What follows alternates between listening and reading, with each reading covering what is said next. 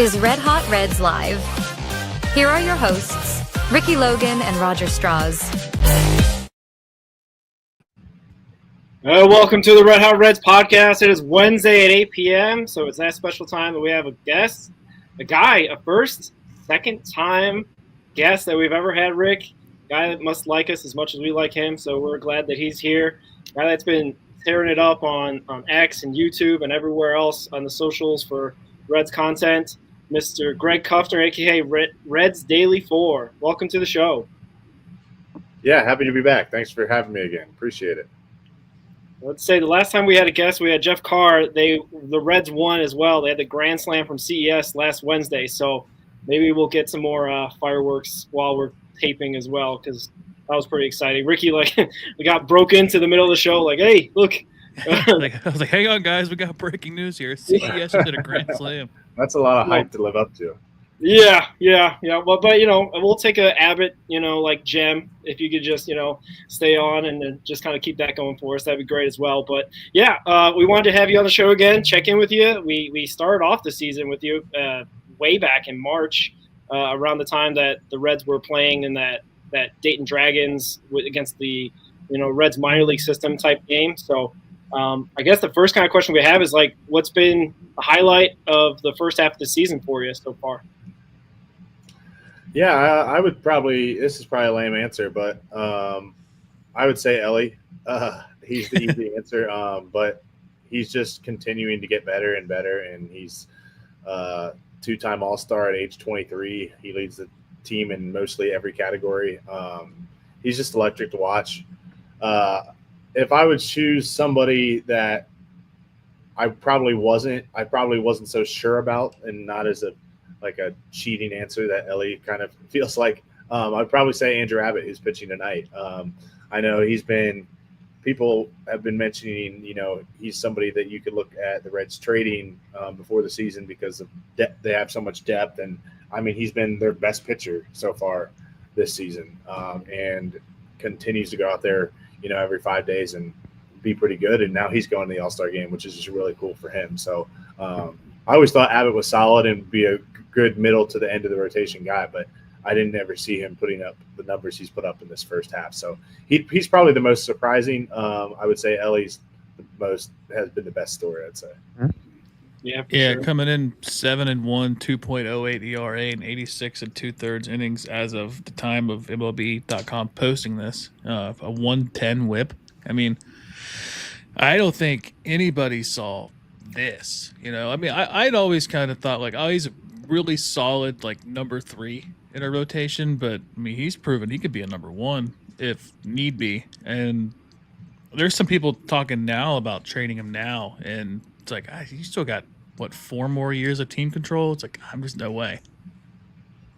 Yeah, it's interesting. I did see that, and you do think of okay, if you trade a guy at his ceiling, it's great. But at the same time, I feel like there's this discussion at the beginning of 2023 of Andrew Abbott.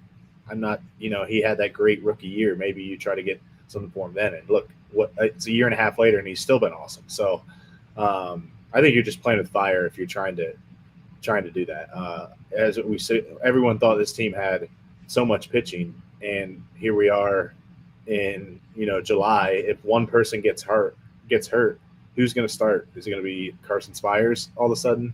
Again. So you can never have too much pitching. So I think you just be careful when you want to trade guys like that, especially with so much team control. Yeah, for sure. You'd be bringing up Brian Van Bell or somebody to fill that spot. So. Aaron Wilkinson or whatever his name is. Yeah. He's mid-30s. Those are guys you really don't want to have to rely on too much in majors. Yeah, there's always Lyon Richardson to have a spot start every once in a while. So there's always that. But are you surprised how Ellie's been kind of not stealing as many bases? I know he came in the season talking about how he wanted to get 90% success rate on stealing, but he's turning into 20, 30 guy. Just, I don't know. It seems like his power has been the thing that's developed the most. Are you kind of surprised he hasn't stolen as many bases? Yeah, I think it must just be a philosophy thing though, because with David Bell, I mean, the Reds were wanting to run at every chance they get. And I know people got mad at that because when you run a lot, you're going to run into a lot of outs. But people just tend to forget that you also run yourself into successful innings a lot because they just like to, talk about the negative things on that. But like, Reds just aren't stealing bases that much in general this season. I think they're somewhere in the middle of the league, but it seems like less than that.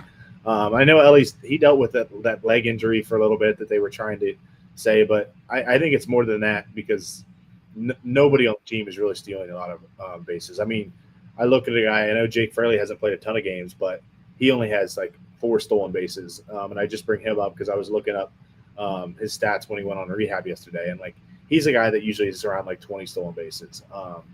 So it's just Friedel's not really stealing. Ellie's he's got what 20 or so, but I think it must just be a change of philosophy of I don't know if it's a Francona thing or the front office changed their mind after getting thrown out on the bases a lot. But it is interesting. Yeah, for sure. It definitely seems like they're running into less outs and also like just making less mental errors on the base pass. I don't know if that's just a gut feeling thing. Maybe it's because chaos ball was like the term that under David Bell, where it seemed like they were just kind of pushing it and kind of creating havoc on the base pass for the pitcher on the mound at times. But sometimes, like you said, running into outs, running into like going from first to third when they shouldn't. A situation like that seemed to be less prevalent this year, I feel. Yeah, for sure. And I think that's just going to happen when you run less. It's been interesting for sure on their just philosophy around that. Yeah, you just recently hit 14,000 followers on X. Congrats. And I think you have 1,000 on YouTube now. Yeah, and something like that.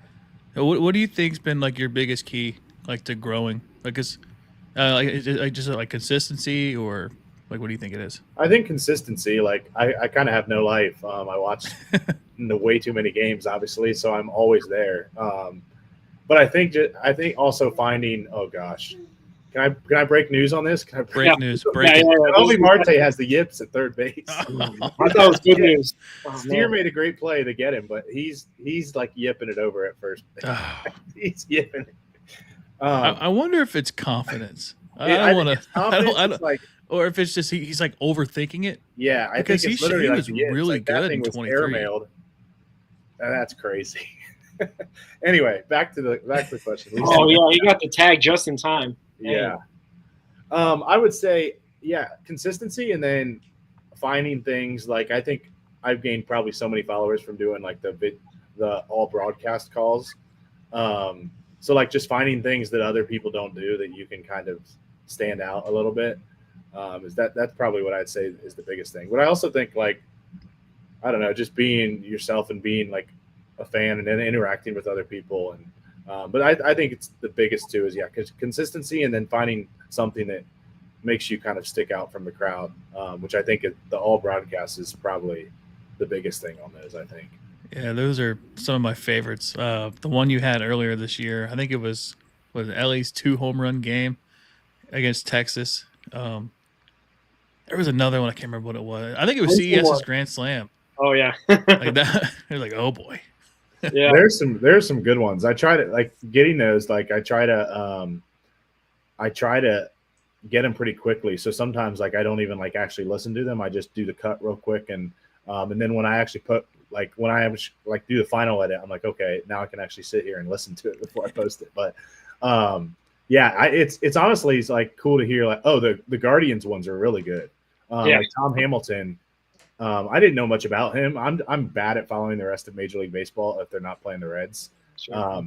But like his calls were electric. Like he got mad. He was getting mad at Will Benson. It was like, this guy's awesome. But it's fun to hear the opposing,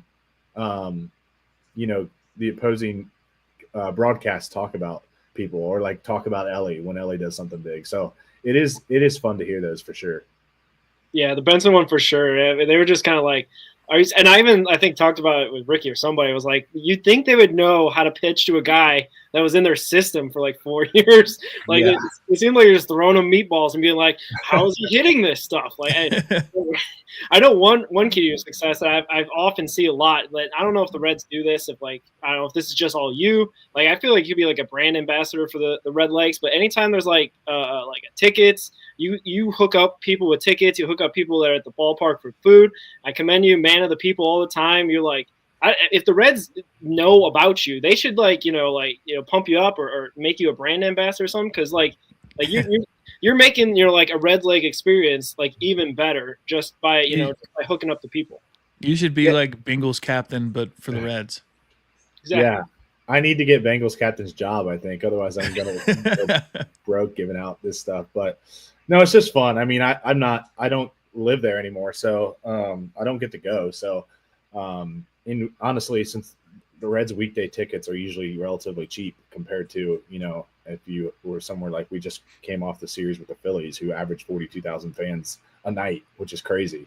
So it's just, I don't know. It's just kind of cool to, give tickets to people who normally couldn't go or normally won't want to pay or whatever. I don't know. That's just something of, I guess, trying to be a good person. But again, I'm just a diehard Reds fan. So it's like, yeah, why not? Right.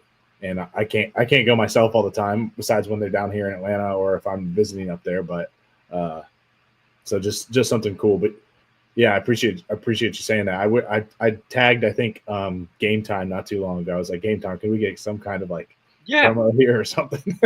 Yeah, but, you should have your own discount code or at their very least, you know what I mean? Like stuff like that. I remember, I think it was last year, there was a family that lost their tickets or have some sort of situation. You hooked them up as well, coming all the way down from somewhere like Northeast Ohio or something like that.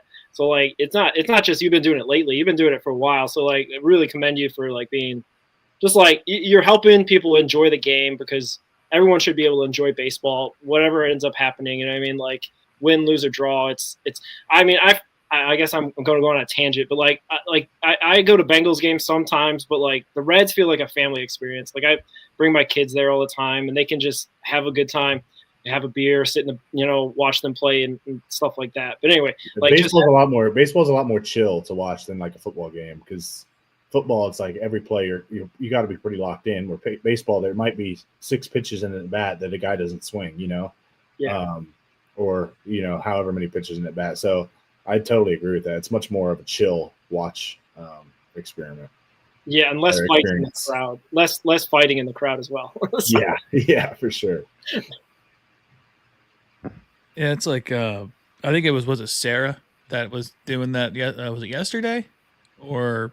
Monday. Monday. It might have been Monday. I'm not sure. But yeah, that was cool. You're like, hey, no, I'll cover it. Just give it away. I was like, that was super cool. I wish I could do that more often. I helps. I could barely go to a game myself. Ricky. I don't have kids like you, so yeah. They were bugging me today. They're like, my oldest, he's 7. He's like, Dad, are the Reds playing today? I'm like, yeah. He's like, where are they playing? I was like, they're in Cincinnati. Because can we go? I was like, oh man, I'd love to, but can't. yeah, that's fine. What do you see in Chase Burns this year? I know he had that great start against the Yankees, and then obviously the blow up against Boston, and then he kind of showed some rust or some nerves, I guess, in the Philadelphia start in the first inning, but then he really settled in. Do you think, I don't want to say what his potential is, but what did you see out of him in his first 3 starts? Yeah, I think his stuff's electric. I think once he's confident, I don't think people are going to be able to hit him. You even saw in that Philly start a little bit. He came out and I think was a kind of as any kid would do during that, after just getting rocked like he did against the Red Sox. He was a little hesitant. His slider was nowhere near the zone. It was he was kind of scared to, throw it over the plate. But then first and second, no outs, and you have to come at Bryce Harper and you strike him out. That'll give you some confidence. And then he strikes out the next 2 guys. I think he's going to learn more and more that that he, just his stuff plays. So I'll let somebody else break the news there. I'm way ahead of you guys. So yeah, I'm not going to break the news. I'm not going to break the news. I see it now. I see it. Hey, it's your boy. Noel, We have he's got a the yips. 2-run home run by Noel Marte, but the Reds up 5-0. This is what I was talking about, Greg. This is what we got to just stay on the show until the 9th inning, and then you can. You know, I got to change my header back to him, right? Yeah, you do. He's got the yips throwing, but as long as he hits, man, we'll find a place to play it, buddy. Yeah. Mike's got us covered in the chat. Marte goes deep. Yeah. Yes. But yeah, I think Burns. I think his stuff's really good, and I think the more confidence he gets, is he's realized like he's not going to have to be perfect. He can fill up the zone, and he's going to give up home runs. He gave up a lot of home runs in college just because he throws so hard. If he does miss, like the ball's just going to go. But I think he's going to be really good. I'm excited that he's up already. I saw Charlie Goldsmith's article, I think it was yesterday or a couple days ago. He talked with Derek Johnson, and it seems like if the Reds get to their normal rotation back, or like if Hunter Green comes back, like they might try to do some like mix and match stuff with like Nick Martinez or Burns, to give Burns extra days of rest, because you're always concerned about like innings limits with those guys being so young. But I've been impressed. I mean, he's fun to watch, and I think you might look back and say like that Boston series or that Boston start could end up being a good thing. You always say like you got to fail to kind of go forward. Instead of, that's a lot harder than to just come up and just dominate. So yeah, he's been awesome so far, and I think he's going to be good. There was something like I think Charlie might have said, or somebody, maybe Mark Sheldon was talking about, like he didn't fail at all in the minors. And I don't know if the Reds were like hoping he'd have a rough, like one start to kind of like give him a little bit to build off of in terms of like having a setback and seeing if he can bounce back from it or whatever.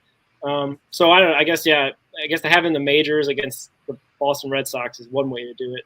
But this subject's probably a bit tired. But do you think he was tipping pitches back then against Boston, or was it just something overblown that they just saw something? Yeah, I think he had to be. I mean, his stuff's so nasty that, again, even when he's missing the zone, he should generate, or even when he's missing his spot, he should generate enough swing and miss, some swing and miss. I think he had one swing and miss that whole start. Just one. And then there were some things on social media. You never really know when people stop and pause, pause video, and they're like, "Oh, look," because that's easy to pick up when you're looking at a camera and you can stare at it for 20 seconds. But can the hitter in the box pick up on that in 2 seconds? But then Derek Johnson, basically, Jim Day interviewed him, I think over the weekend, and asked him about it. And Derek Johnson pretty much confirmed, like, yeah, we think he was tipping pitches. So that's reassuring. I mean, you'd rather him get rocked because he was doing something like that than just, pitching bad. But I think there was a mixture too. Like, he was tipping pitches, but I think he was leaving pitches up and over, out over the plate. So I think there was a mixture there. But yeah, I think he was, and I think again he'll just be better from it. Yeah, and I guess kind of a follow up to that. What do you think's going on with Hunter Green? Because I'm seeing some things that it could be just like a mental thing where I don't want to say he's healthy. I'm not going to claim anybody's faking an injury, but maybe he's just kind of overthinking it, and because he does rely on his legs so much and for his velocity. Do you think that could be a thing? I don't know. It's very weird. That whole situation's bizarre because it's like he's coming out and saying, like, yeah, I keep feeling it. They go and get an MRI and they say there's nothing there. There's nothing new there. Yeah, I don't know. That's a tough situation because I'm the same way. Like, who am I to tell, like, sit on here and say, Hunter Green, you're not feeling the groin on my couch eating potato chips. Exactly. Like, I mean, I'll be critical of people all day long, but when it comes to injury, like, I don't know what he's feeling. And the dude throws 100-mile-per-hour. Like, he kind of has to have everything operating, to go out there and be his best. And I don't think, just from the guy that seems like Hunter Green is, I don't think he's someone that's going to, like, not go out there if he possibly, can go out there. If anything, it seems like maybe he even came back too early last time because it just popped up again. So, yeah, I don't know. It's a tough situation. I don't really feel comfortable, like, hopping in Hunter Green's shoes and being like, "Hey, you should be out there, dude." I know there's a lot of people who do that, but it's like, it's a weird situation. It's a weird situation. And there's plenty of things that we've all been to, or heard a story of things the doctors don't see. And there's something going on, whether it's just people being sick or broken bones or sprains or whatever it may be. So yeah, it's a bizarre situation though, for sure. For sure. Yeah, for sure. I definitely would like to see him up because, I mean, the division's tough because being in fourth in the division and 500 and kind of just, I mean, they dropped out of the playoff race with 4.5 games out of the wild card. You kind of would like to have him back sooner than later so you can feel like you can be – oh, nice hit. We might just have to stay on for 5 hours. I might just bring tomorrow's game. What are you doing tomorrow? Like tomorrow, I'll just bring up MLB at bat. Yeah, I was do a watch. Although the last time we did that, we got rocked. So. Yeah, the Chase Burns getting blown to smithereens watch along. But anyway, and this time he was an all-star. You know what I mean? Like, so it really stinks to miss Hunter Green's contribution to his ball club. So I don't know. Do you think they go and buy at the trade deadline? Is it that dire at this point, or is it something that we should probably wait and see? I mean, it really depends on how they play over the next 2.5 weeks. I think they have 20 days to essentially stay in the wild card hunt. They're only 4.5 back. You like to think they'll beat the Rockies in the series. I mean, anything can happen. So we've seen the last 2 games go poorly, but the Marlins have been playing good. They've won like 11 straight road games. I know people don't want to hear that. And you should still beat good teams. You should. So not an excuse, but like the Marlins have been playing really good, and the Reds played awful the last 2 nights. So it's not an excuse, but I think if they're a couple games out, I think I would like to see them, go try to get somebody. I don't know if I have the confidence that Krall will go do that. I do feel like he's probably sometimes he's a little hesitant, but I don't know. I completely get when they don't go trade every prospect, like the Byron Buxton proposal yesterday. Like the guy's played over 100 games 2 times in his career. Why would I want to give up Sal Stewart and Rhett Lauder and Chase Petty for a guy that plays over half the games barely? So I don't know. I see both sides. Like I do think the Reds have a limited number of years with Elly De La Cruz, and they need to prioritize winning. But at the same time, like you can't just be making a trade to make a trade. Like it still needs to make sense. So I would love to see them be aggressive, but I don't want to do something like the Buxton thing feels like. I mean, Buxton. This is going to sound bad because Buxton is much better than Mike Moustakas and Jeimer Candelario. But both of those guys were in their 30s, aging, and Buxton. We've seen the injuries happen. So I don't know. It's just like but to answer your question, I kind of rambled there. But to answer your question, I'd love for them to be aggressive. I think, and I'm a prospect guy. I'm a huge prospect guy. But like at the end of the day, again, you have probably a limited time with Elly De La Cruz, if we're being realistic, on your roster, that you need to try to prioritize winning. So that's where I stand with that. And if they will or if they won't, I think they'll make a couple moves at least if they're in it. I know everyone always talks about 2023, but Sam Moll was a huge part of that team. Sure, they could have been more aggressive, but I think also that team overachieved big time.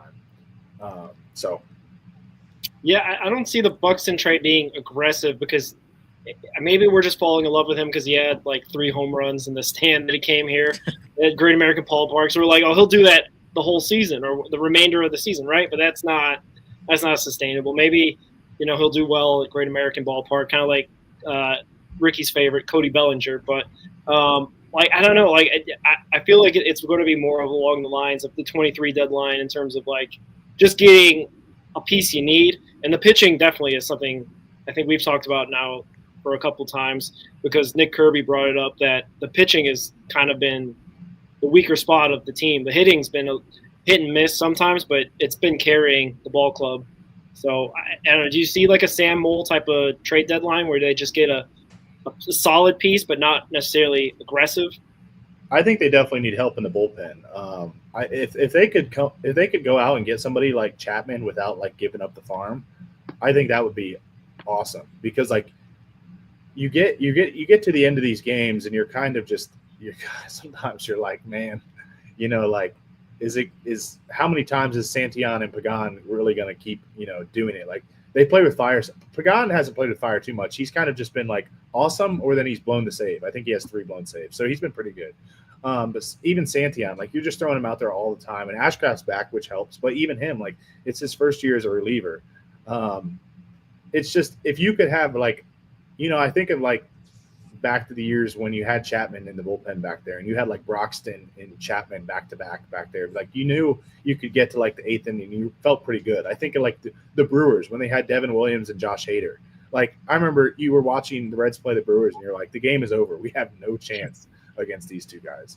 So if you could find someone just that helps you in the back end of the bullpen, I think it really improves the team, because right now you have guys like Lyon Richardson. He's had a good year overall. But he's really struggled lately, and he's being forced to pitch in situations that he probably shouldn't have to, whether it's multiple innings or whether it's big situations. We had Luis May, who was making his big league debut, and all of a sudden he was pitching in high leverage situations. So I think that definitely need pitching. I almost think it's pitching more than a bat, but I wouldn't hate adding a bat either. So that's kind of where I stand on that. Yeah, we got this from Mike Ballantyne in the chat. What about Rockies' Jake Bird? I don't know much about old Jake Bird, so you guys take that one. I think he was in my my trade deadline piece. I like him. He's got some great numbers, especially pitching in Coors. I'll have to find the article I put out, but I think his ERA in Coors is like 1.33, and he's not a closer, but he's a back of the bullpen guy. He's like a 8th inning guy, and he's right. 1.71 ERA at home, 6.04 ERA away from home. That's crazy. Wild. That doesn't make any sense. It's complete opposite. And he's got reverse splits too. He's right-handed and he has better splits against lefties. So like he was kind of like my wild card. Like if you couldn't get a lefty, maybe you can go get a righty who's got reverse splits. Yeah. I mean, I think any reliever help is going to be beneficial to this team. Again, you can just never have too much pitching. I mean, between now and the deadline, I'm sure there will be someone else in the bullpen that is on the injured list. So any reliever help, it feels like would be a huge benefit to this team. I mean, I know when Abbott was, letting up some runs, not runs, but people were, getting on base early in the game against Abbott tonight, I was like, man, the Reds could really use like 6 or 7 good innings from Abbott, because it feels like their bullpen is just getting taxed. So yeah, I think reliever help would be big for them. Yeah, I was looking at some Byron Buxton numbers while you guys were talking a little bit ago, and he's played in 100 games twice. He played in 102 last year and 140 in 2017. He's played in less than 92 every year from 2023 all the way back to 2017, and then he played in 92 games in 2016. And he's a 28 WAR player over 11 seasons. Like he hasn't really. I don't want to like talk down on the guy. He hasn't really done anything to where he deserves like all these prospects. Yeah, I think he's a really good player when he's healthy. Yeah. But like to get Sal Stewart, Chase Petty, and Rhett Lauder, that's crazy. Yeah, and I think I tweeted this out yesterday, but like I think you already see all the people that complain about when Austin Hayes and Hunter Green can't stay healthy. Like if you're trading away the farm and you got a guy that can't stay healthy, like it's going to be the same thing. But if he was healthy, I think I would honestly. That's a big package. If he consistently played in like a lot of games, I could maybe be talked into it. Because again, he's great defensively and great offensively. And at GABP, you think those numbers would only get better. But when you're talking about a guy that's played in 100 games twice and he's 31, like that's crazy. that's not just coincidence at that point, you know. So have we settled it? Clickbait, just straight up ESPN clickbait. Is that what it is? Because it's not as bad as the Gordon Whitmire stuff of trade Hunter, but it's maybe a little bit, couple steps below that. Well, he did write in the article. He did write in the article that he doesn't think the Twins will trade him, but then said here are a couple packages. So that's definitely what it was. But both sides of his mouth. I see. Yeah. That's fair. But anyway, let's transition to some guys that are in the team. How have you seen? You touched on it at the start of the show. Your guys, Ellie and Andrew Abbott. Like, what do you think has been their impact on this season? They've obviously well deserved to be all-stars. I mean, Abbott probably should have been without the injury replacement type stuff, but we can talk about that as well. But like, what do you think their impact has been, and how do you see their second half of the season's looking? Yeah, I think Ellie's just going to keep doing what he's doing. I think he'll at some point he's going to get just red hot again. I mean, he's got 2 doubles tonight. He's not going. I don't think he's getting worse. Like he's just going to continue to get better. He's 23 years old, which is crazy to say. So I think he's just going to be a huge part of the second half. The issue is everybody around him needs to hit, really. Andrew Abbott, I do worry about his numbers falling off a little bit, and we've seen that the last couple of years with him. He's kind of gotten tired a little bit, it seems like, at the end of the year. But at the same time, like, if his numbers fall off a little bit and he has a 3.5 ERA, like, I think most everybody would take that from Andrew Abbott. So I don't expect him to continue what he's been doing in the first half. I hope he proves me wrong, and you guys can clip this and put it out at the end of the year. But it doesn't seem like that's realistic. But I hope he does, and that would be awesome. But again, if he's just solid and can go through the end of the year, I think it's a huge win for the Reds. Yeah. Yeah, I guess kind of speaking about the All-Star game, Roger texted me this idea this morning, and I texted you about it as well.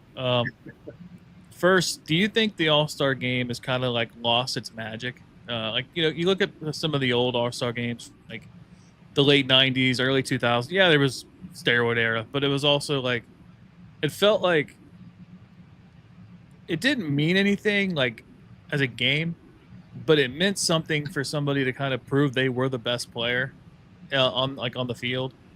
And now it kind of feels like it's just like, hey, we're going to go out there and just going to play the game, see what happens. And then it doesn't really get competitive.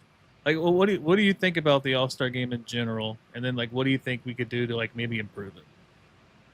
Yeah, it's cool. It's cool for me. It doesn't I turn it on and I watch it, but it doesn't like, oh, I'm so pumped for the All-Star game. Like, honestly, I'd be like, I'm less excited to watch the All-Star game than watching the normal Reds game. Like, I still get excited to watch every Reds game unless they're out of the race in like September or something. But so but I'm probably the wrong audience here because I just don't pay attention as much to the rest of Major League Baseball. So it is cool to see all those guys, the Aaron Judges and Otanis and Mike Trouts of the world, and it is fun to see everybody on the page. For the lost, I do think as like a society, I think we always look back at things and are like, man, it was cool back then. A little bit like. The uniforms are a perfect example for that. Like, or logos. You always see old logos and you're like, man, that logo was awesome.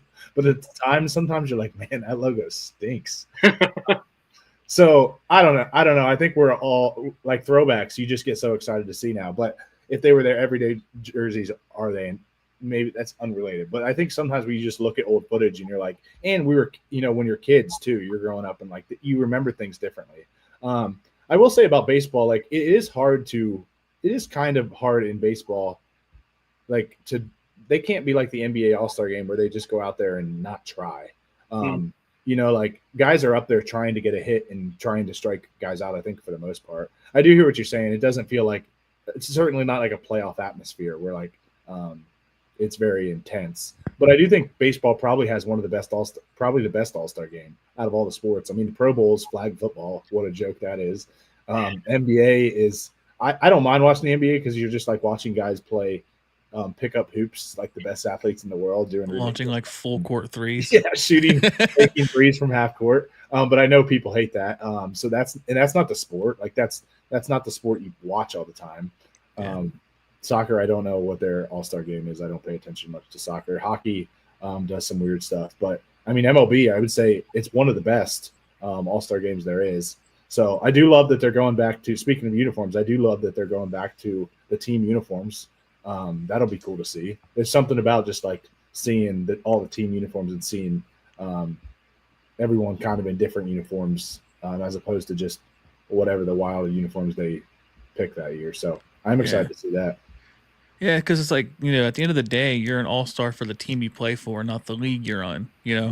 And I guess kind of going back to what we were talking about when we, like in our text message, like, what do you think about like implementing like a skills challenge kind of thing? Like a bunt challenge, throw from the outfield to home, like accuracy challenge, or like, I don't know, just like stuff like that. I think, was it Korea? They have like a bunt challenge or something. I was just gonna bring that up. I was literally every year that goes viral. It's like a bunt challenge. I honestly think it's one of those things that probably plays on social media. But if you're in the stands watching the bunt challenge, you're probably like, this is horrible. What's that? It'd be like watching curling. Yeah. But I do think it'd be cool to do something like do an outfield throw challenge or do it. I mean, any kind of skills challenge, it would be fun just to have another thing for the fans to enjoy. So I think it'd be cool. I wouldn't be opposed to it by any means. See who can throw the hardest and watch Ellie throw it like 98 across the diamond. That'd be cool. Yeah, like rob a home run challenge, like stuff like that. Yeah. I think that you played baseball, Greg. So like that bat that they put on home plate, you try to hit the bat. That's what I was thinking, like for an accuracy challenge. Yeah, there you go. Like people go crazy if you could hit the bat from the outfield, like on a couple tries, or whatever. Like I don't know. I feel like an all-star, like you said, it's still the best all-star game. It falls like in the calendar where there's like no other sports unless you're a huge Wimbledon fan. Like it's basically like got its own week leading up to it with the home run derby and then all-star game and whatnot. But like I feel like we can't have it go the way of the NBA, right? Like the NBA is just like a pickup game, like you said. It's not competitive. They score at will. They try to incentivize it with like money and whatever. But like I don't know. I feel like bring back baseball to like have its week, like have a day where everyone's gonna tune in and like I don't know. That's why I text Ricky. I'm like, I stole totally the bunting challenge. I stole it from Japan. They love it. I don't know what you're talking about. Maybe Americans might not like it, but every time I watch it, they're like, "Oh yeah, let's do it. Let's go." I mean, I love it on social media. I'm all in, and then I feel like if I was in the crowd and watched it, I'm like, okay, I've seen 4 bunts. That's enough. That's enough. How about like a batting challenge where they got to like hit the ball like in batting practice into buckets. They got to aim for like buckets in the outfield and like hit differently. I don't know. Just that'd be pretty hard, but yeah, that'd be cool. I'm all for it. I'm all for put like tarps in that. Put like tarps in the outfield. Like you have to hit a tarp in the right center field gap. 5 points. You hit a bucket at the shortstop. You get so many points. There's some things you could do, I guess, but. I feel like baseball kind of overreacted when they had the tie back in the early 2000s, and that just kind of, I don't know, ruined the mojo they had. Yeah, I could see that. Have you guys ever heard of the show called The Big Break? It used to be like a golf show on Golf Channel. Mm-hmm. They had They always did a challenge where you would, you'd have to like hit a shot to break the glass. They'd have like windows set up that you'd hit a shot, break the glass. You could do something like that. Put a big panel of glass somewhere out there and just see who could rip it.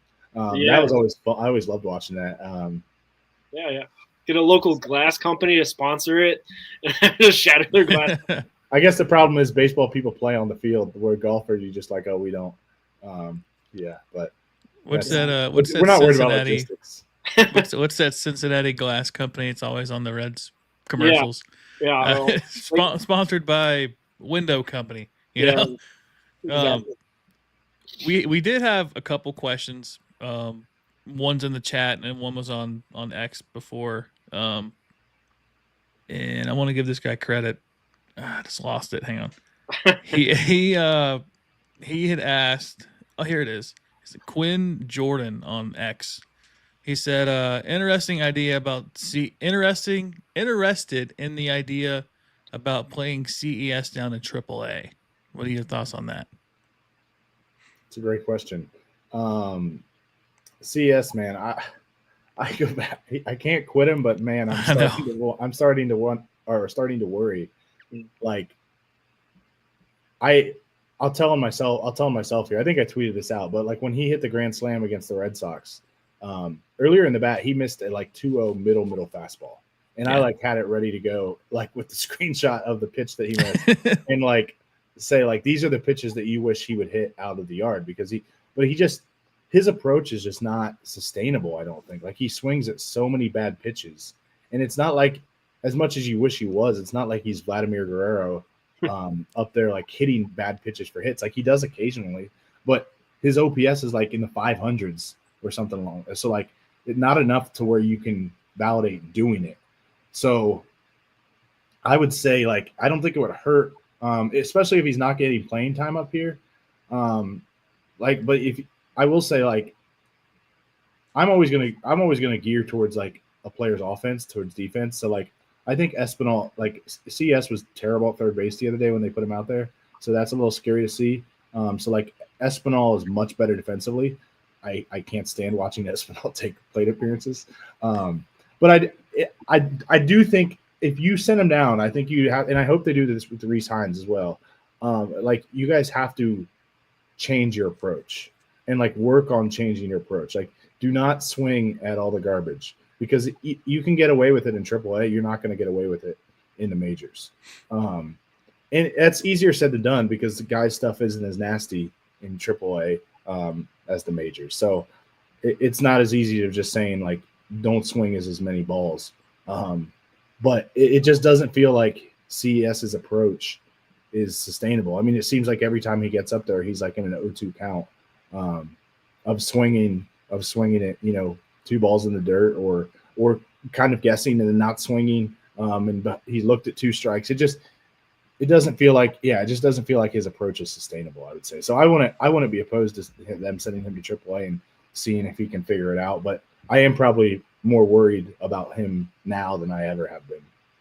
Yeah, there was a screenshot that I had ready to go from a game. I think it was the Philadelphia series, I think. And it was it was the MLB at bat, and it had, you know, the strike zones here, and he swung at a ball like down here. I'm like, man, brother, what do you see? Like, do you need glasses or something? Like, is there like a legitimate issue? Because like I think Dan Ugla back in the day for Florida, like he had LASIK done, and then he went to Atlanta, I think, and he had a couple good years, and then obviously age caught up to him. But like, his eyesight an issue? Because like it feels like he just swings at everything. It's like me on MLB The Show, like when facing Paul Skeens, you know. It's like he's like throwing 110, and I'm just swinging, and I don't know. I agree with you too because like they go down to AAA and they just rake, you know. Like Reese Hines hit a bomb yesterday, and I guarantee you if CES was in AAA today, he probably hits a home run, or like goes 3 for 4 with 2 doubles or something. But it just feels like there's no coaching like with their approach. Well, I just think like he's probably done that all of his life. Like he's probably done that in high school. You know, I don't know if CES got drafted out of high school or college, but if he went to college, he probably did that in college. He's done that in the minors. Like when you get away with it and it works for so long, it's hard to just be like, I'm not going to do this anymore. Especially when now, you know, you're facing the best of the best pitchers in the sport, where you think a guy's throwing a fastball and the changeup drops out of the zone. So I think he's probably someone who just got away with it for so long. And you were just like, in his mind, he's like, this is always going to work. I don't have to change. And then all of a sudden it's not working. And you're like, now what? I think that's probably got to be part of it. I mean, you saw it with Ellie the first year he came up. Like Ellie could do no wrong in the minor leagues, and he caught fire the first month he was up, and pretty much the rest of his rookie year. I mean, pitchers had him figured out. So you just have to adjust. So if like CS isn't willing to adjust, you just have to adjust. And then the last thing I'll say is like, I think Bryce said this to me the other day when we were talking about minor league pitching, but like, he said like, most aces in AAA are probably not even going to be like number 5s in Major League Baseball, which is a good point when you think about like prospects. You see prospect numbers and you're like, oh, this guy's a raking. But then you're like, the pitching is way different. Like, again, we were joking about like Brian Van Bell or whatever, or, Wilkinson down in, triple in Louisville. And they're having solid years. But like, if they were in the majors, it probably wouldn't be going like that. So like the difference in talent is crazy when you think about it. Yeah, CES went to Arizona Community College. Oh, wow, there you called go. Yavapai College. How about that? YAVAPAI. I can't pronounce it right. Baseball in like college it's so bizarre. Like guys are going to junior college all over the place. They get drafted out of high school, then they don't go and they go to college.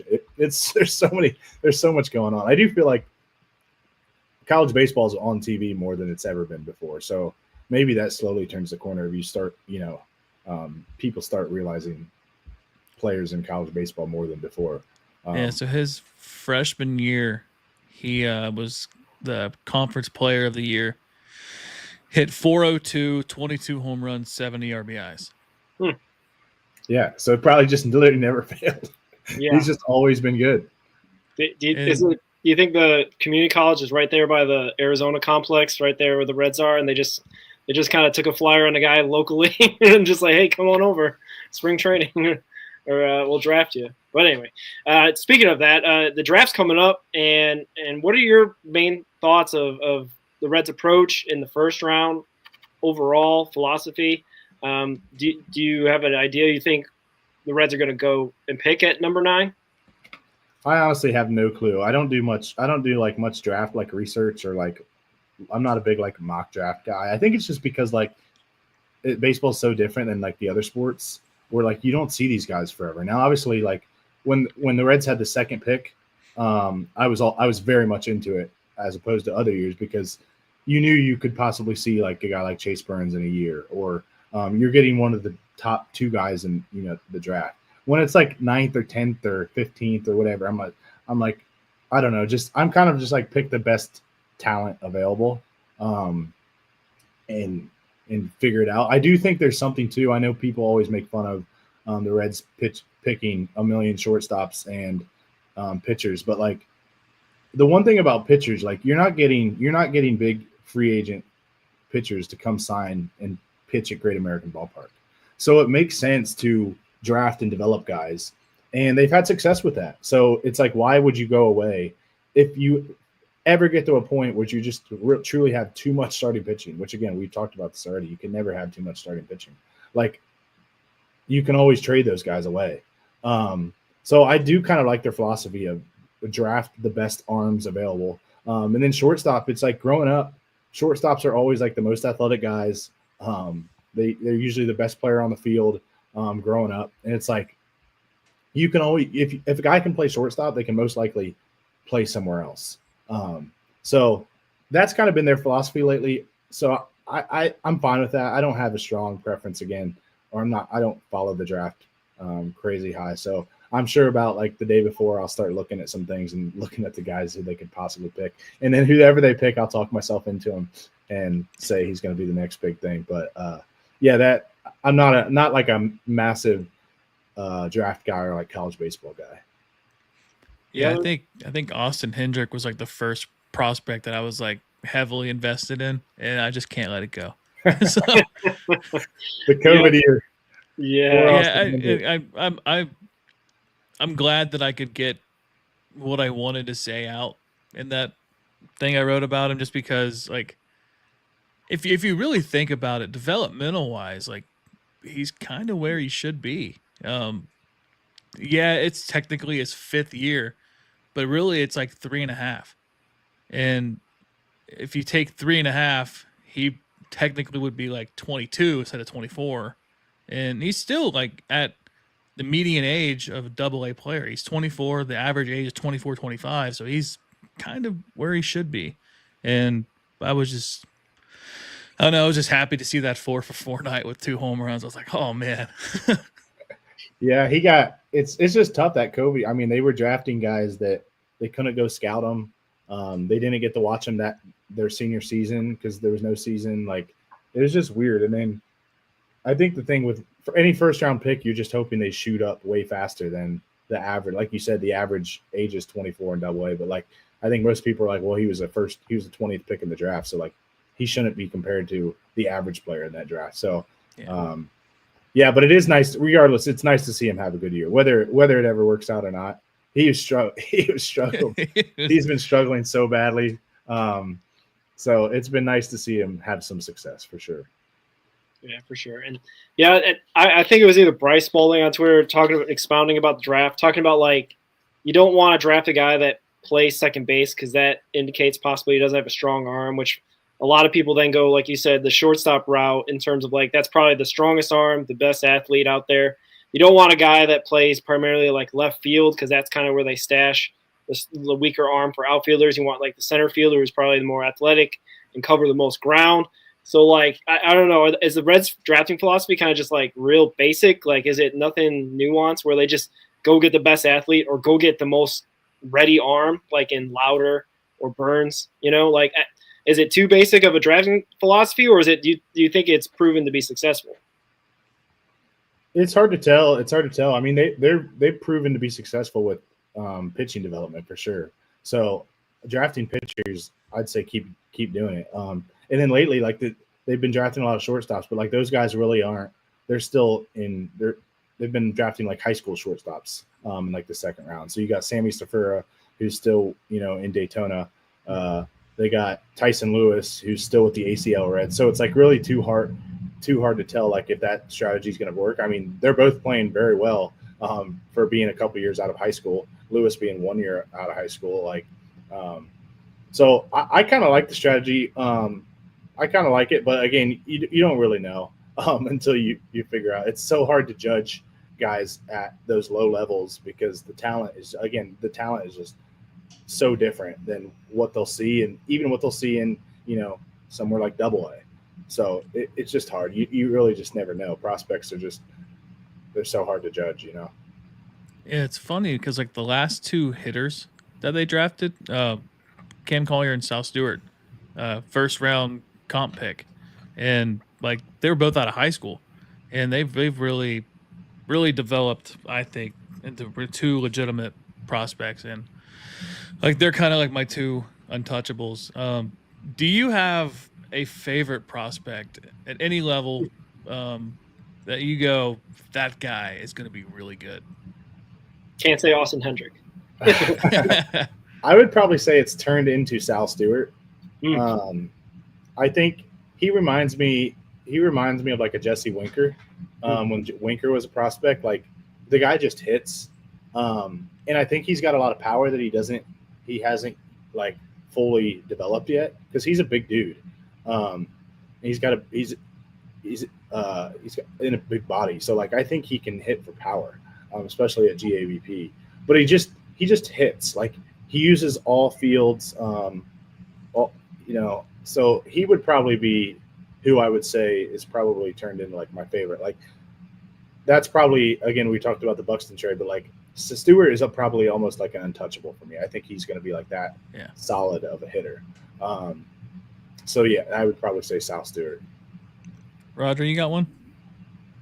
Man, I'm a big ACL Reds guy. Like we talk about the ACL Reds, and they're like, there's nothing. Arnaldo Antigua had 2 home runs yesterday, so like, shout out to him. So like, I think is he in the DSL? I forget. I think he's in the ACL. ACL. Okay. Anyway, I just talk about the ACL, how we're the big ACL Reds show, and anyway, the DSL is pretty interesting too. Some of the guys that come out of there, we see some of their highlights and check up on them. That's interesting too. But like, I don't know. I'd say like a Tyson Lewis or Arnaldo Antigua seems they seem to impress. And I don't know. I guess the question, I don't know if you would know this, Greg, but like, when's promotion usually happen? Do they do it in season? Is it something they wait for the end of the year to do? I'm guessing there will be a lot of promotions around the All-Star break. Because it doesn't make – I would think that Hector Rodriguez and Sal Stewart are going to be in AAA in no time. watch your watch your screens just for viewing purposes. Marte. Oh no, they put Espinal in and threw it over there. Oh, no. It wasn't even Marte. And Espinal still threw it high. Anyway, What's going on at hot corner, man? man, I was like, Marte threw it high again. But yeah, I think there will be a lot of, promotions around the All-Star break, and around whenever everyone takes a break. It probably just makes like logistical sense. So like I think like guys like Hector Rodriguez, Sal Stewart should get moved up to AAA. I think we talked about Sammy Staffer earlier. I would love to see if like them kind of be aggressive with him and move him up to Dayton, and then move Tyson Lewis to somewhere like Daytona. That would be cool. So, but I do think in the next month or so, we'll probably see a lot of minor league promotions. Yeah, look forward to it. Hector's been great. We've been looking at his stuff too. Like, would they wait till after don't Chattanooga play in like the mid-season playoff, or is that later, or I mean, when does that happen? So it's not a mid-season playoff. They just clinched the playoffs by winning the first half. They clinched the playoff for the end of the year. So they could basically win 0 games in the second half, and they're still in the playoffs. The minor league system. That's kind of like Dayton right now. They were so bad at the first half, and now they're kind of playing well, and they could sneak in after having like a terrible season. Yeah, they're pretty bad. They're like 28 and 50 something or something like that. Yeah. Yeah, they clinched the playoffs in the second half of the year last year. So I think they're doing the same thing where they stunk it up. But the second half, they went on a run and made the playoffs that way. Yeah, they have that group. They're all in Chattanooga now, which Chattanooga's playing well. So that group's fun. Yeah, just Carlos Jorge just struggling there, though. That's the only one. They left him behind. So. Yeah. So I guess I got one last question in the chat, and then Roger, if you got anything you can add in and after. Mike commented and said, what's more impressive, 14 All-Stars who have been selected 5 times or 21 for the first time? 14 All-Stars of each one of those 14 guys have been selected 5 times. Yeah. I'll say that. I'm going to go with 14 5 times. Making an All-Star game 5 times is very impressive. So if you have 14 guys that did that, I'd say that's pretty impressive. Yeah, we got Ellie on pace for like 20 All-Star appearances. If he could have a long career, I mean, all in the Reds, right, Rick? Let's hope. But the 21's kind of deceiving. The 21 first-time All-Stars, because like the whole representation thing, like the White Sox have a rookie who's 4-7 on the season with like a 5 ERA and whatnot. So it's like, what are we doing here? Like, I understand like the fan voting and getting some guys in that, like Acuna Jr., who isn't really like having an all-star season, but like it's in Atlanta or whatever. But like, come on, like we can get better representations to like these teams that are, bottom of the barrel, Colorado Rockies or whatever. That's another rant for that. But I don't know. Hey, Rick, you said you got anything else, or? No, that's all that I had. One thing I had for you, Greg, is do the Reds make the playoffs this year? The fan in you. The fan in you. What does your heart say and what does your head say? I want to say yes. I would say that they do not make the playoffs, but I hope that I'm wrong. I think I said they would sneak in at the beginning of the year. I think tonight, winning tomorrow, and then taking at least 2 of the 3 against the Rockies is huge going to the All-Star break, and you take some momentum in going to the All-Star break and then go from there. I mean, I was pretty impressed how they played it in the 38 game stretch or whatever it was against, teams that were above 500. So I think there's talent there. It's just frustrating to never get above 4 games above 500. So, but they've done a good job. At the same time, they've done a good job. I don't think they've ever lost. I think they've lost 4 in a row. I think that's the most they've lost in a row all season. So they're kind of not letting big streaks happen for the most part, which is usually a good thing. But they need to go on some kind of a run, because I think the NL wild card is. I mean, it's not going to be easy to get in, even though there's 3 teams. Yeah, NL West is crazy competitive. Even the Diamondbacks are still kind of within range, even though they've been kind of 500-ish at best. So Dodgers have lost 6 in a row. Their season's done. 2025 done. Cooked. Yeah. They're not doing anything. They're terrible. No, just kidding. Anyway, yeah, but yeah, man. I'd love to see him get hot, especially get Hunter back after the All-Star break. Get some sort of like buzz in this town so that everybody's just chirping about the stinking Bengals and their preseason nonsense and not sign Trey Hendrickson or whatever. Anyway, so let's keep it a Reds town until September. How about that? I love that. So yeah, Ricky, you got anything for our guests? No, that's all I got. Thanks again for agreeing to come on again. I really appreciate your time, and also I'll say it publicly. Thanks again for with all the help with SI and James and everything. I was a total surprise. Came out of nowhere. I think it was like thunderstorming. My parents were on vacation. I was staying at their house because they got a dog and they didn't want it by itself. And I'm laying down and my phone lights up. You're like, hey. I was like, oh yeah, that'd be like incredible, dude. Like, yeah, no, we're happy to have you on board for sure. So yeah, it's a lot of fun. It's a good team. It's a lot yeah. of fun. So yeah, check out RedsDaily4 on X, Cincinnati Reds Daily on YouTube, Queen City Sports, and then also check out Sports Illustrated with Ricky. You know, working that with James Rapine and Jeff Carr. Is Jeff Carr? Has he just been writing lately, or has he always been writing? I don't know. I feel like I'm seeing his stuff. Yeah, he's been there for a while now, I believe. Okay. I don't know how long, but he's been on the team for a while. Awesome. Yeah, check all their stuff out, and really appreciate you coming back on. First 2-time guest, so shout out to you. That. I need to get like a hat or something. First 2-time guest, Reds Daily. Yeah, we'll work on that. I don't know if we have the budget, but no, we'll send you a sticker. We got a sticker. Yeah, we'll send you a sticker. Love that. All right. Well, thank you guys. All right. Go Reds. Greg. Go Reds. See ya. Well, you want to stay on for a few minutes, or? I always say we always talk about recording this part of the show. Yeah. So we might as well. So we are up 6-0 right now. Shout out to maybe we gotta start doing a daily show. Oh, jeez. we seemingly do really well when we're on air. I don't know if that's maybe except for the Chase Burns game.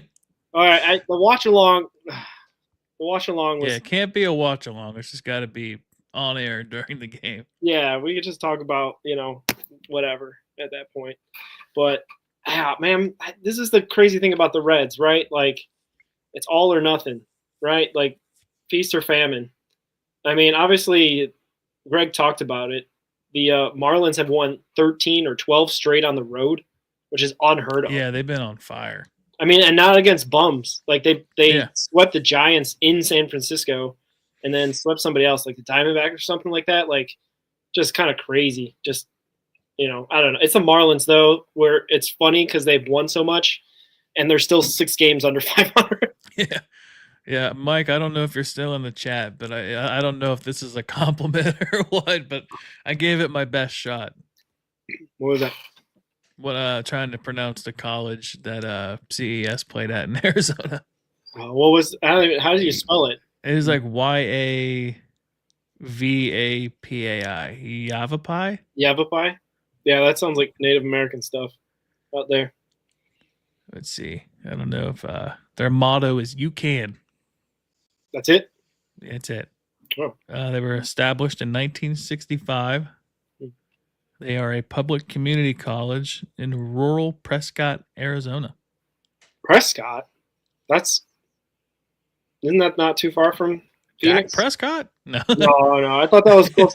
Now Mike's going to get in the chat, talk about it's not close to anywhere to Phoenix. Thanks, Mike. I appreciate it. Yavapai College. There you go. Prescott, Arizona.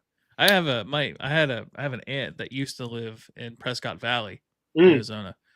She recently moved up to Northern California, but yeah, I knew a little bit about Arizona. Actually, funny enough, about 12, 13 years ago, I got bored.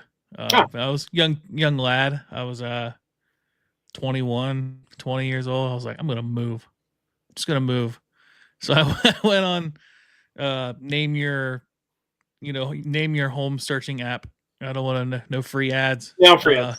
And I was just looking, and I was like, Phoenix, Arizona would be pretty cool.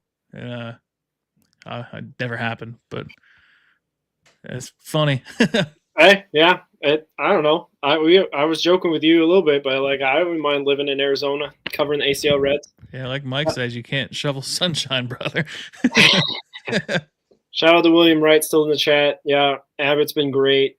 He seems to be like this is kind of the role of the ace. Just like when you're on a losing streak, like the streak stopper. He seemed to have stopped a couple streaks like that. He won that one game. Oh gosh, was it the last game of the Boston series where they looked terrible the first two games. Obviously, we talked about it with Burns getting blown up, and then I think Singer the next night, and then like Abbott came in and won that getaway game, the last game against Boston. So like he seems to be a guy, or it might be a different series as well where he just got one, but it's just like he's been this year's ace. I don't know. Everyone's got their own definition of what a club ace is, because some people still say it's Hunter Green or whatever, but like he's definitely. People have a hard time saying somebody's their ace when they throw 92, 93. And I think it's a sad stereotype because Cliff Lee was an ace for a while. And, he threw 88. And Greg Maddux could barely, crack a pane of glass. And he's arguably, one of the greatest pitchers of all time. And like, I'm not going to say that Abbott's in that category. He's in his second full season in baseball also. Yeah. And like I found out that he was a reliever in college. So he's really not used to the starting aspect. And I think that's why he's kind of had his struggles towards the end of the season. I see that now. So he came in this year. So like they said, it was like, it's a cliche, but best shape of his life. But he also came in like 30 pounds lighter. So maybe he's taking it serious, and he's showing it. Mm-hmm. Yeah, for sure. Now, my favorite pitcher of all time is Mark Burley, and he was not throwing. Throwing 98. That play he had where he threw it between his legs is still one of the greatest plays I've ever seen a pitcher make. That was make. opening day, like 2006, something. 5. No, is that the year he threw a perfect game? He threw a perfect game in 2009. Okay. I think it might have been opening day the next year, 2010. Okay. Because he went to Miami the next year, right? 2011, 2012, something like that. Yeah, because he was part of that. Like, we're gonna rebrand the Marlins, and they brought in him, and Jose Reyes, and they all shipped him off to Toronto like that season when they opened up the new stadium in Miami. I think that's when they moved to Miami, right? Like before they weren't in Miami, and then they opened up that new stadium. What is that? Wow. I don't know if you saw this, but we had someone from England in the chat. Hey. All right. Thank you for. Hey, you know what? We'll probably talk about this in the live show as well. But like, I don't know, man. I really appreciate your technical stuff, Ricky, because like I literally just figured out we weren't on Apple Podcasts. Oh no. And like I just set it up and it's all good to go. Now we're like officially like able to be located on Apple Podcasts. So nice. look for us, Red Hot Reds there. It's the first thing that comes up, which is great because like I don't know, I'm more of a Spotify guy, so I was able to set up that much easier. And you can find us there on Spotify if you're not an Apple Podcast person. But yeah, like I think we got like 72 downloads of the podcast nice. that night. So hopefully that gets us a little bit more exposure or whatnot. I also forgot to tell Greg, like he's our most downloaded podcast. He had 100 downloads through his interview the first time. So like shout out to him being a first guest and probably our most popular guest. Sorry Tom Brenneman. You're not. Yeah, I feel like I didn't utilize hashtags enough with him. I didn't utilize YouTube Studio to its fullest potential. Well, that maybe just gotta get him back on again. And I can confirm we are on Apple. Hey, there it is. I saw someone with that T-shirt, and I wanted to ask him where he got that T-shirt because I want to kind of like, I don't know. I think, oh man, I know I saw it. Is it Cincinnati Clothing Company? It might be that one. Yeah, there's Homage, there's Cincy shirts, there's a bunch of like Cincinnati-based like T-shirt companies, apparel companies, if you will. Santion's warming up again. Dude, his arm's going to fall off after this year, right? Like he has to. I feel like they're just using him to just blow him up, and I don't know. Yeah, I'd like to see if they could get a Jake Bird, although his away from core splits are weird. That is the strangest. Like, is it is it that he's so familiar with cores he knows how to pitch it? Like what is up with that? Crazy. Yeah, that's when I was Mike Hart, who I do the pregame show with. Him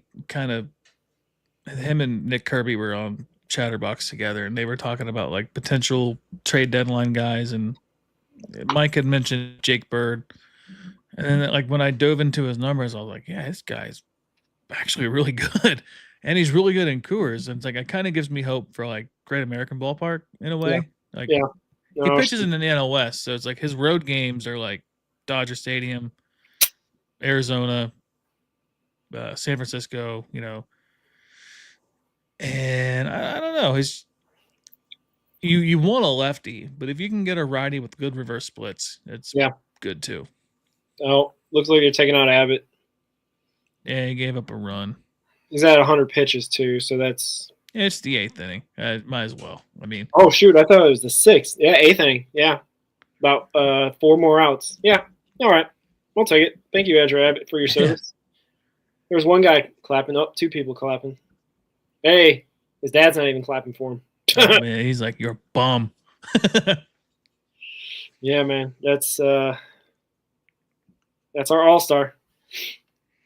It makes you feel good. Well, yeah, I don't know, man. Like, I guess, Hunter got there on an injury replacement, so like, you know what I mean? Like, it's fine. Like, to be like, like at the end of the day, it's still all-star appearance. He still gets to go down there, do all the festivities or whatever. You think he gets 1 inning? You're thinking probably less. Yeah, probably an inning. There's like people that request like, hey, don't throw my guy. You know. I don't know. What worries me though is like, and I don't know. I hate bringing up velocity, but like he is that not flamethrower. He's not a soft tosser. He throws 93, 94. Like he's got a fastball, but guys are in the All-Star game looking at 100 every pitch, and then he comes in throwing 93. It's like I just hope he doesn't get rocked. Yeah, well, I think his stuff coming from the left side is different. Yeah, different. Like he threw a ball up and in Sanchez or whoever, and like it just ate him up. He had no shot at it. So like when he's utilizing his off-speed pitches and his breaking ball, that fastball looks a whole lot faster than 94. Yeah, for sure. Yeah, Mike brought up Felix Bautista. I didn't realize that guy was 6'8", 284 pounds. He's huge. He's got 2.48 ERA, 48 strikeouts in 32 innings. Okay. Career 1.98 ERA. Okay. I feel like it's probably going to take a pretty good haul to get him. Where is he at? Baltimore. Oh, hey man, they might be sellers, but yeah, Could be. Didn't he make an All-Star game like last year or 2 years ago? I feel like he had a real good year in 2023. He was an All-Star in 23. Yeah, He was a 3-WAR pitcher as a reliever in 23 or right now in 23. He was a 2.4 in 22. He's a 1.0 WAR this year. Okay. Yeah, he still got though 2 more years of control. So you're right. They probably would want to keep him. He's only on $1 million. But he's also 30. So I don't know. Knows? Like cheap relievers, or I mean, look at our Taylor Rogers, who technically is cheap because San Francisco paid 6 of the 12 million to get him. But I don't think Taylor Rogers is a Red next year unless there's some sort of option he can opt in. But, I guess we can kind of go off subject here. What do you think about the is it Luis Ortiz from Cleveland? His situation. Betting? Yeah, did you see the pitches that are like the ones that were flagged? I heard about it. I didn't see them, but it was micro bets, like in-game. Yeah, it was like in-game first. betting. It was first pitch of the 3rd inning, be a ball. And he spiked the slider like at 54 feet into the left-handed batter's box. It's like, come on. What team does he play for? Cleveland. And then like there's audio where like he struck a guy out and he's like, fuck. And it's like, oh no. He wasn't supposed to strike that guy out. He's supposed to, I don't know. It's weird. It is weird. And they're investigating it technically, right? Like they're He's on paid leave right now. Mm. So he's getting paid. I got another weird situation for you too. Tell me how you feel about this. We all know what happened with Wander Franco, right? The court ruling is confusing to me, but I'm not a expert on Dominican Republic law. And I feel like the mom, rightfully so, kind of got in more trouble because I think she was like the, for a lack of a better term, ringleader for the situation. And my weird thing about it is he's like I follow him on Instagram because I followed him before the situation. Yeah. And like he's been posting pictures of him like in Ray's uniform, like with like Bible quotes and or Bible verses, and he's like quoting like it's all in Spanish, but he's like, God knows what I did, God knows all. And it's like, dude, like it's been kind of proven that the girl was like 14 and he's 22 at the time. That's that's a lot to put in my lap there. I don't know exactly Wander Franco. I can't say I know him well or have any understanding exactly. Like he was an all-star, and then that comes out, and it's just like gone. And I'm not defending the guy. Like that whole thing is just disgusting. But like he's been posting on his Instagram just like him working out, hitting baseballs. Like, dude, I don't think you're ever gonna play baseball in the States again. Like, I don't think anybody. No, it's like a Bauer situation in terms of like, and it sucks. Blacklist or ban, shadow banned, whatever you want to call it. It's kind of that. It sucks because it's the one time the Rays give out a contract and that happens. Like they don't sign guys. And they gave him 11 years, $200 something million. I mean, he was 20 years old, 19 years old when he came up, switch hitter, elite defender. And I'm just like, man, like you just threw everything away, At least with the Trevor Bauer situation, like it was proven that it didn't. Will Benson home run. Hey.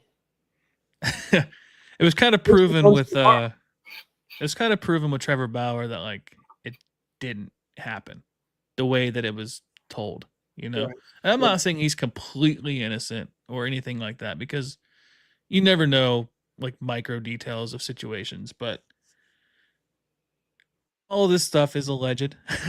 Just to put that out there. It's all. But it's weird with Bauer because I guess like with his problem is he's never really been a good clubhouse guy, and then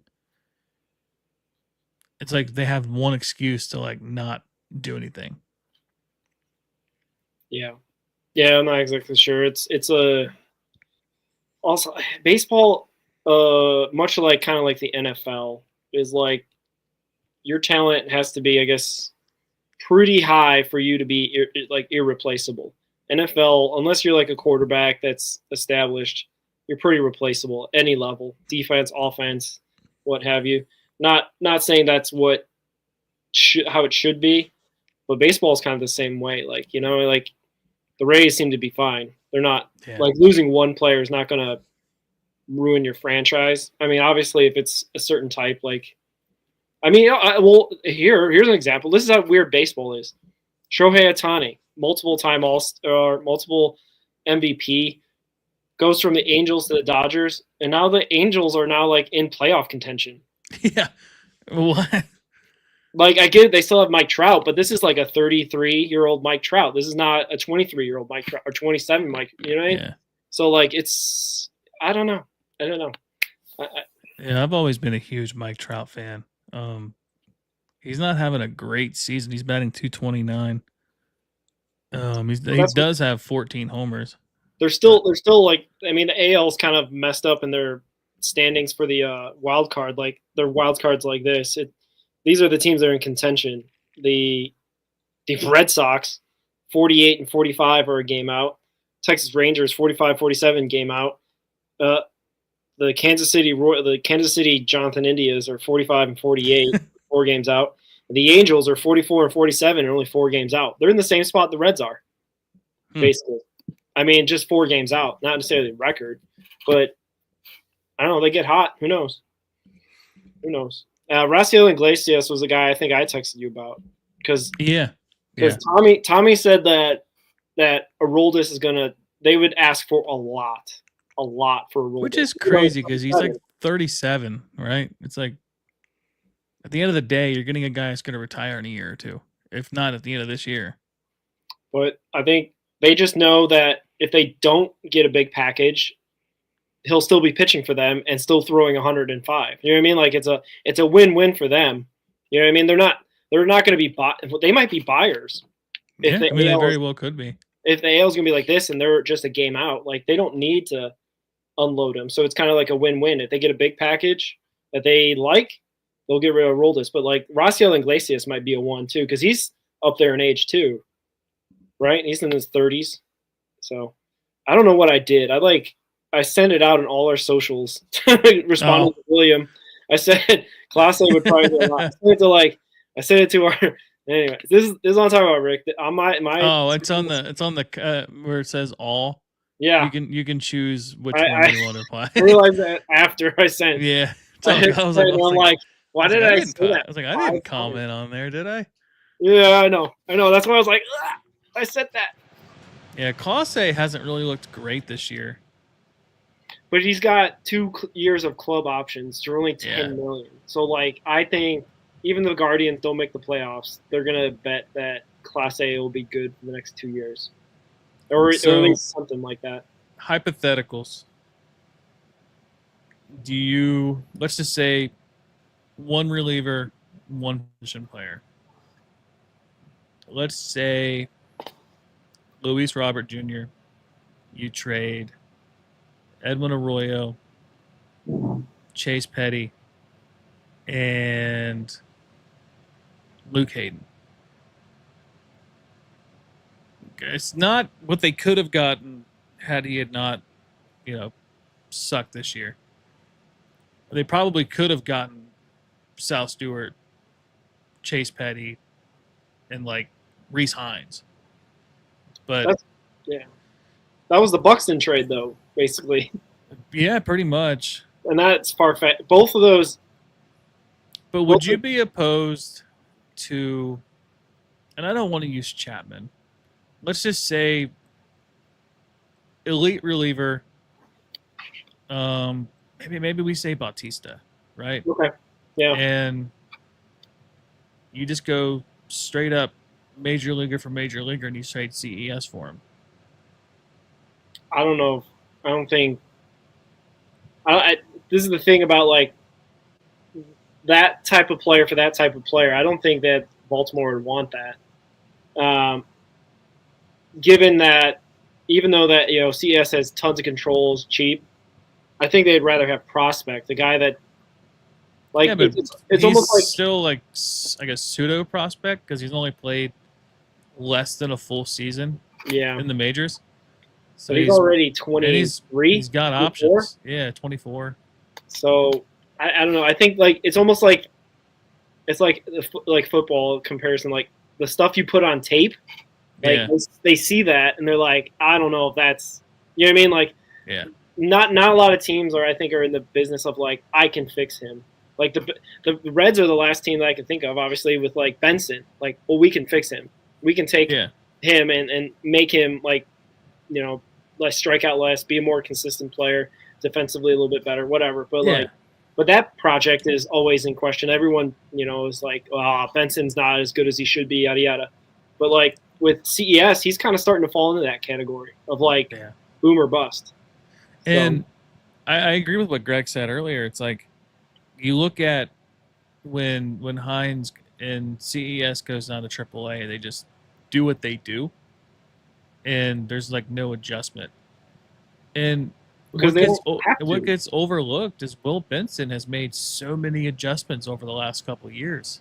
He's trying. Like, it looks like you're seeing that. Like Will Benson gets so much hate online, and I just don't understand it. I don't know if it's just, I don't want to say it. Is it racism or what? But it's like he gets so much hate for just being a great teammate, a great clubhouse guy, a guy with a ton of potential. He's still, 25? He's still young. It's like, you see Benson, he makes the adjustment. And then you see guys like Reese Hines and CES that doesn't. They go down to AAA, they free swing, and because guys are just trying to get the ball over, they mash. Yeah, they're just really good athletes. Yeah. And I feel like CES is kind of like, I had like Nick Kirby talks about it all the time. Like, he has the most faith in CES over all the prospects, and it's like I agree, but at like the end of the day, it's like he's coming up on technically his third year, but his first full season.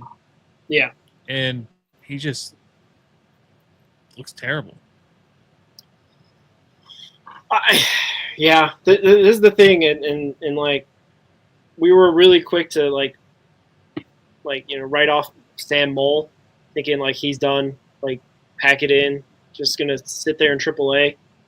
Like, I think I don't know the exact numbers, and probably it'd be good to like have like a GM type kind of come on and talk through like what a season entails. But like, you got to have guys. I don't know. It's not like necessarily you want to just have guys with pulses. You want to got guys that can obviously positively contribute, but you also just got to have guys sometimes, because all of a sudden our relief pitching is a bit thin.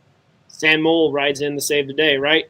Even though he might have been written off. But you can't always write off guys, which is probably why David Bell always had that philosophy of like always being positive, supporting his guys. It's like you rather hug him than kick him in the butt, because you kick him in the butt, and they might be mentally checked out for the season or that game or whatever, right? So I don't know. Like, I think I heard once that the philosophy for like a GM was to have 14 guys that can start throughout a whole season, like just having like a stable of guys, 14 starters, right? Not necessarily openers, but just guys that like you have your starting five, there possibly could get hurt. There'd be another starting five, and then like 4 other guys that could possibly just spot start type of thing. So it's just kind of having your bases covered, to use a baseball analogy or phrase, but just kind of like, yeah, this is what we're going to need to get through 162 games. And I think it's even more true now, because guys get hurt so much more because they're throwing so much harder, or their breaking stuff is that much nastier, where they're getting blisters and stuff like that. So I don't know. It's to quote a Chatterbox favorite, Elliot Rearing. It seems like the Reds seemingly break their number of players used every single season, every single year. I'm not sure if that's always an indication of injuries, because I bet other teams are doing the same, like just using a bunch of guys because, I don't know, call-ups, injuries, lack of performance, could be all those things. But you need like a stable of guys just to get through 162 games. And hopefully, fingers crossed, the Reds don't break their number of players used in 2025, but you never know. You never know. Yeah, William says in the chat, CES had those big games versus the Yankees, Red Sox to lead the Reds to those comeback victories when they were trailing 3-0 in both of those games. I feel like the injuries and ineffectiveness got him. Yeah, I agree. And like, I'm not writing him off by any means, like, because he does have, I mean, he's got 50 home run potential if he can figure it out. and but it's like we're in this window with Ellie, and like we have like it's weird because they're even though they're not performing, we have like the perfect crop of guys around them that if they hit their potential, like they could be amazing. Like Matt McClain, like Matt McClain, if he plays somewhat like 2023, is a top second baseman in baseball. CES, if he can figure it out, can be like a Pete Alonso type guy. Noemi Marte, like he reminds me a lot of Manny Machado. Like if he could figure out defense, like he's got an arm, he's just got to hone it. Yeah. And Will Benson, man, I don't know who you compare to. Like he's big, tall, lanky, 6'6". He's fast, and Friedel, like he kind of reminds me of Ryan Friel a little bit. And then Austin Hayes, like he's just been consistent when he's been on the field. He's a real Byron Buxton. That Austin and like I'd rather pay a guy $5 million than $15 million for the same production level. Yeah, and not to mention like Tyler Stevenson and Jose Trevino behind the plate have been amazing this year. If you can get everybody to figure it out at one time and click, like I know we talk about 2026 a lot, but like if they can figure it out, like next year could be truly like 2012 level special. Yeah, you'd like to get your foot in the door this year, even if it's like that last wild card, just so you can have a taste, figure out what postseason baseball feels like, or what it takes to get to the postseason. Because the teams ahead of them it's just frustrating. Like Seattle, the St. Louis Cardinals, get out of here. Obviously the Brewers have been on a super long heater. They've been like playing their best baseball, and now they're a solid 2.5 games up in the wild card, almost catching the Cubs, to be honest with you. I think they're like a game or two behind the Cubs. San Francisco's great. San Diego's great. Like they hopefully can just put it together, because it seems like it always doesn't go, not always pull in the same direction. Although, unless we're talking about Easter where they all hit at the same time. Yeah. We gotta do that. We gotta do that. That could turn into every game. Right. If we could do that more like 5 out of 7 games, and Pagan got 2 outs in the top of the 9th, 1 more out to go. Or are you ahead of me? You already seen it. Shoot. I think I'm behind. I still got 2 outs. Okay. I got an 0-1 count. I'm on the Apple Sports app. I don't have it on TV. Gotcha. Yeah, TV's way behind. Apple Sports is usually behind a little bit, so. Got Connor Norby up last out of the game. So hopefully, what is this? Is this save number 20 for Pagan? Yeah, 20 of 23, I believe. Not bad. Oh, get there. Oh, crap. Oh, no.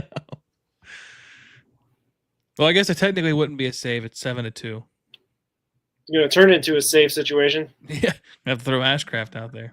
Dang. Then it could really become a save situation. But he's on 19 saves. Is that, I'm guessing? I believe that's right. Yeah. Nice.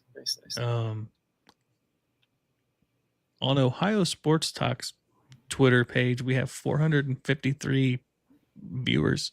So thank you. Like the stream. Yeah, man. Trying to get out there. Yeah. Thanks, William. We got that update. Yeah, and shout out William, man. He's always been every show. We really appreciate you. Yeah, we've been getting a lot of new followers of late, which is great. Especially you said somebody from England watching. That was crazy. Yeah. Getting a bunch. I think I gotta just keep commenting on Greg Kuffner, RedsDaily4, because I feel like we're getting a bunch of his crowd. Yeah, I turn notifications on for him, so whenever he posts something, I get it. I'm just quick on it. That way, if he has a post that goes viral, you're the first comment under it. Yeah, basically, yeah. And a lot of his stuff is hilarious. You know what I mean? Obviously, he does the routine stuff, which but was he doing stuff during the game? Does he like take a break to just talk to us? Is that what I'm to understand? He was still tweeting, but yeah, he. How? Yeah, How does he have a he's- team? I should have yeah, asked him. Does he have just a him. He's just super, super dedicated, dang? super good at it too. You don't even know he's looking away. That's what I'm saying. It's like you guys talk about like you got screenshots in your drafts ready to go. Like, gosh. All right, down to the last strike.